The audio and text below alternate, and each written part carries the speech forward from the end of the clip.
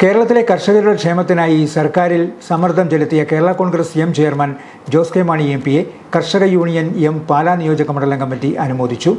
റബ്ബറിന്റെ വില 180 രൂപയിൽ നിന്ന് 200 രൂപയായും, നെല്ലിന്റെ സംഭരണ വില 28 രൂപ 20 പൈസയിൽ നിന്നും 30 രൂപയായും, ക്ഷേമ പെൻഷൻ 1600 രൂപയിൽ നിന്ന് 2000 രൂപയായും വർദ്ധിപ്പിച്ച കേരള ഗവൺമെന്റ് തീരുമാനത്തെ കർഷക യൂണിയൻ സ്വാഗതം ചെയ്തു.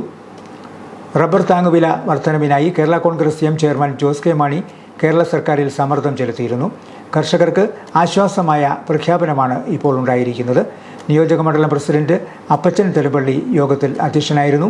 കേരള കോൺഗ്രസ് എം സംസ്ഥാന സെക്രട്ടറി അഡ്വക്കേറ്റ് ജോസ് ടോം, ജില്ലാ സെക്രട്ടറി സോണി തെക്കേൽ, ട്രഷറർ മാത്തുക്കുട്ടി തോമസ്, നിയോജക മണ്ഡലം പ്രസിഡന്റ് ടോബിൻ കെ അലക്സ്, പാലാ മണ്ഡലം പ്രസിഡന്റ് ബിജു പാലുപടവൻ, നിയോജക മണ്ഡലം സെക്രട്ടറിമാരായ കെ ഭാസ്കരൻ നായർ, ടോമി തകടിയേൽ, മണ്ഡലം ഭാരവാഹികളായ ഷാജി കൊല്ലുത്തറം, പി വി ചാക്കോ പറവെട്ടിയൽ, അബു മാത്യു, ജോർജ് കുട്ടി ജേക്കബ്, ജെയ്സൺ ജോസഫ് തുടങ്ങിയവർ പ്രസംഗിച്ചു.